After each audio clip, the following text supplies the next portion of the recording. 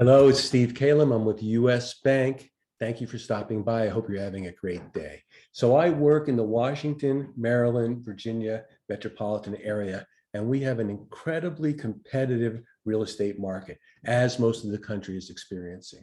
So how we're dealing with that, and we're helping our clients to win their offers, is to have a very detailed upfront conversation as to why they're buying the house, how high they will go, how high they can go, and what will happen if the house doesn't appraise. How can they cover and deliver?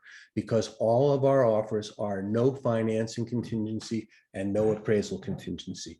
So there's a lot of components to that conversation, but the most important, I think, is the biggest concern is the appraisal issue, because most people have a limited amount of money. So I'm going to share with you the screen on a recent one that just happened, which is the purchase of a house for $1.2 million.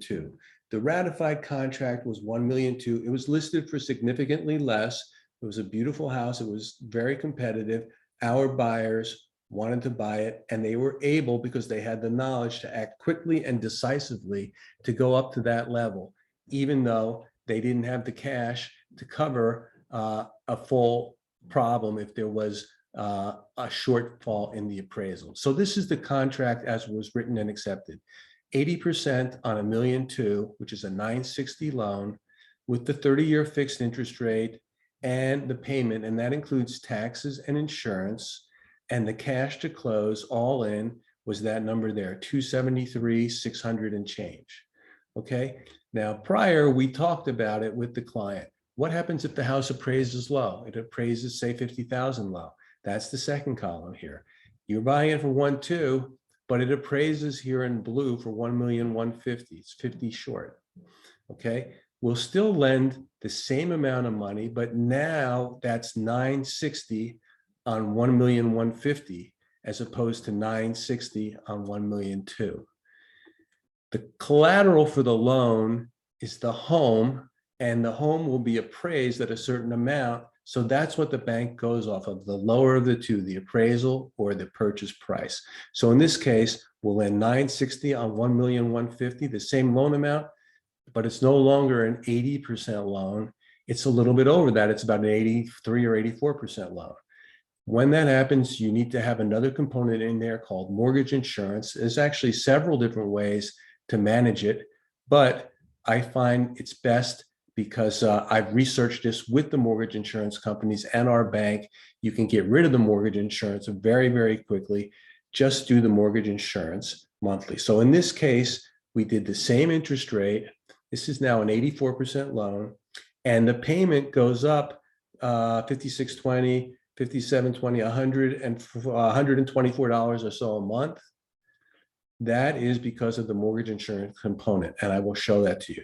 The important thing is that the cash to close is still the same, even though the home appraised the same, a little bit lower.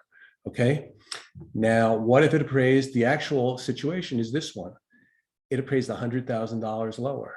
So when we had our conversation, we brought in the real estate agent and we made sure, what is the minimum that this house will appraise for? Let's get a good feel for this. Let's make sure we have every angle covered. And that's what one needs to do to be able to take a very quick decision with confidence. Knowledge plus confidence equals power. Okay. Knowledge, I should say, equals confidence, which then equals power. Okay. So let's look at the column here. 1.2 million purchase price, but it appraised at 1.1. We're still lending 960. But 960 on 1.1 is like 88%. So you got the mortgage insurance, and 88% is more than 84%. That's more risk to the bank. So that component of the mortgage insurance is going to be a little bit higher. The risk is a little bit higher.